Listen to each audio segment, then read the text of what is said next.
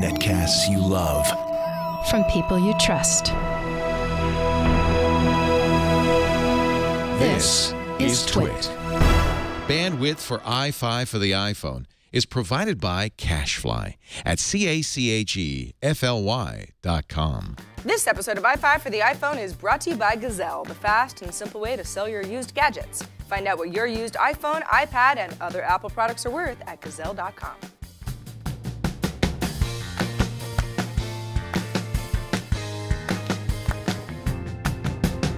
Hello, everybody. This is iFive for the iPhone, episode 111. It's a palindrome episode and therefore very special. This is the show where we cover the latest iPhone apps, tips and tricks, and of course news. I'm Sarah Lane, and I'm starting to sympathize with my iPhone 6 Plus. It's kind of like Stockholm Syndrome. And it hasn't bent on me yet. Not yet anyway, although it doesn't actually fit into any pocket of anything that I own, but still. Where were we? Number 1, we got an email from Salvador, who's a user experience lead, whatever that is, sounds good, from Rio de Janeiro in Brazil. Salvador tells us that he's an iFive viewer way back since our very first episode. Thank you, Salvador, and I love your name. Salvador writes, I have a tip for photo editing on iOS 8. Now that you can do all that fancy editing inside the native photo app, it's handy to have a way to go back and see the difference between the original and the edited picture. So what I did was cancel all the editing that I did so I could take a look at what was on the original and redo everything. That was kind of stupid. By accident, I found that if I tap and hold the image during editing, it'll turn back to the original version, and now I can compare. You know, that feature actually really is handy. I use the same one, similar one anyway, when I'm editing photos in Snapseed. That's Google's photo editing app. I use it all the time. But it kind of makes more sense to just touch the image itself to see the before and after. By the way, the same technique works in Instagram's latest app as well. Number 2, we got an email from Nick, N-I-C, Nick, who's having a bit of an issue getting used to the new placement of the on and off button for the iPhone screen that's on the 6 and the 6 Plus, no longer up top. Nick writes, since upgrading from the iPhone 5 to the iPhone 6, I continue to be pleasantly surprised with the camera quality and output. Just one concern. If using the camera in landscape mode and the volume button as the shutter release, I keep triggering the power on and off with my thumb on the underside and switching off my phone and then missing the picture. Curious to know if others had this happen to them too. No, I refuse to think I'm holding it wrong. Well, Nick, I haven't had your specific issue, but I see exactly what's going on because your thumb really is right over that power button. Over a week into using my iPhone 6 Plus, I'm not used to this power button either, which of course is not really a power button unless you press and hold, but yes, we all know what we're talking about here. There's something about the placement that seems odd to me. Shouldn't it be centered along the side? If for whatever reason it can't be up top, wouldn't that help? I liked it up top. Then again, the 6 Plus is in general just kind of hard for me to deal with because it's too big, and everything that I used to do one-handed is now a two-handed affair. I would love to know everyone else's thoughts, though. Do you miss the top button? Do you prefer it this way?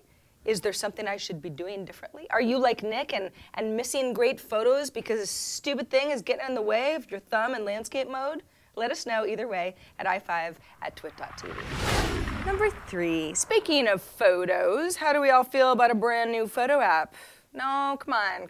This one's good because it makes the iPhone act like a fancier camera than it actually is. Nice camera, but let's not call it fancy because this app gives you manual modes that in turn give you a lot more control over how your image looks. In fact, the name of the app is Manual, as in manual mode of a camera.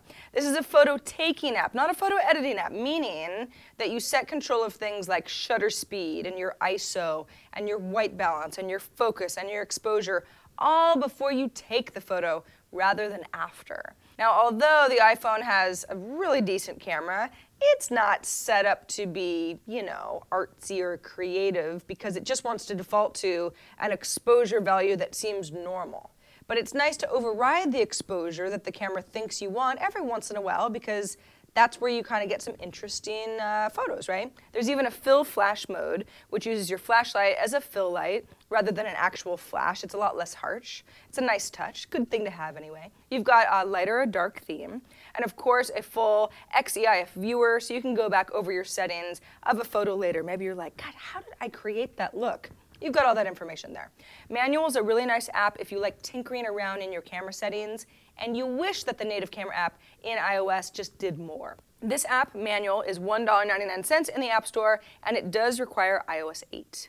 This episode of iFive for the iPhone is brought to you by Gazelle. If you're thinking about getting one of these fancy new iPhones, maybe you have huge hands and the 6 Plus sounds just dandy to you, or an iPhone 6, or whatever it is that you want. Gazelle wants to buy your old iPhone, your old gadget. Even if it's not in very good shape, even if it's broken. Gazelle makes selling your used iPhone fast and simple. What do? You go to gazelle.com. That's Gazelle.com,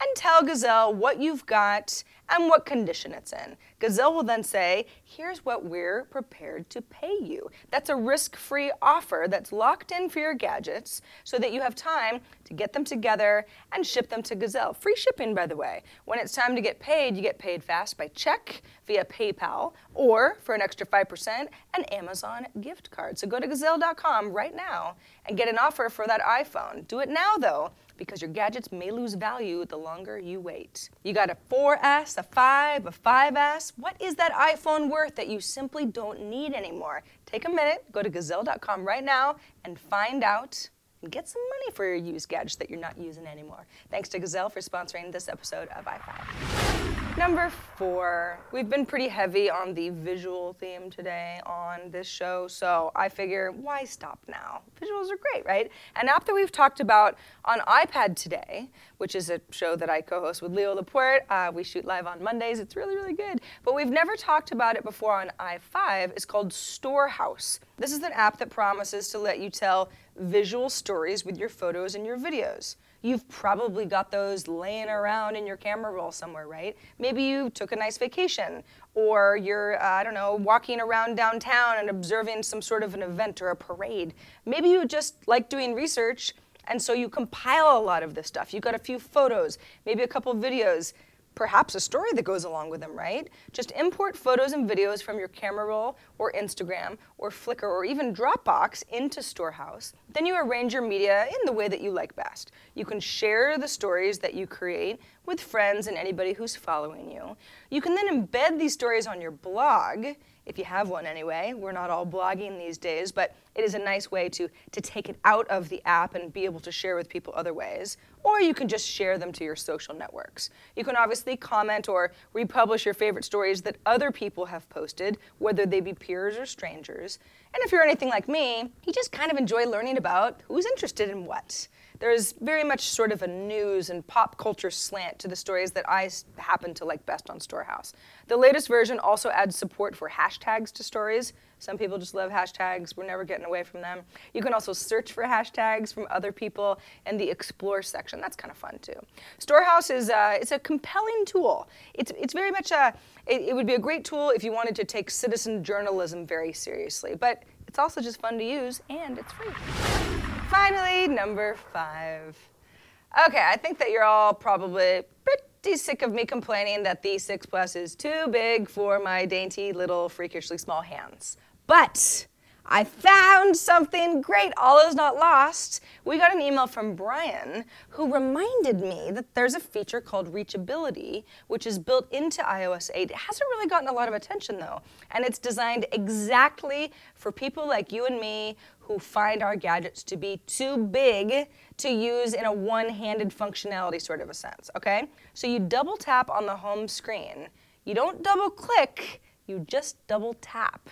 And your screen will all of a sudden have itself and hide the bottom half of the screen and give you better access to the apps or buttons or whatever you're trying to reach, which is up top, that are farthest away. Okay, so the idea is that I can't possibly reach my phone app icon one-handed. I like it to be in the top left corner, but I can't do that one-handed with the 6 Plus. But with Reachability, I can. This is pretty helpful, but it also makes reordering frequently used apps kind of necessary, at least for me, because anything that's over on the right-hand column is still too far for me to reach diagonally. This feature, Reachability, it feels a little half-baked to me. It's kind of weird to see the screen fall and then you've got all this black space up top. It's a little wonky, but it does solve a problem. It tries to anyway. I bet that Apple beautifies reachability in later versions of iOS 8. And that's it for this episode of iFive. 111. That was fun. Hope y'all had as much fun as I did. All of the apps and links and other information from this show is at twit.tv/iFive. You can email all sorts of feedback to us, good, bad, and ugly, at iFive@twit.tv. Leave us a voicemail at 614 on iFive, or even send in a video. I'm Sarah Lane, and we'll see you right here on iFive for the iPhone next week.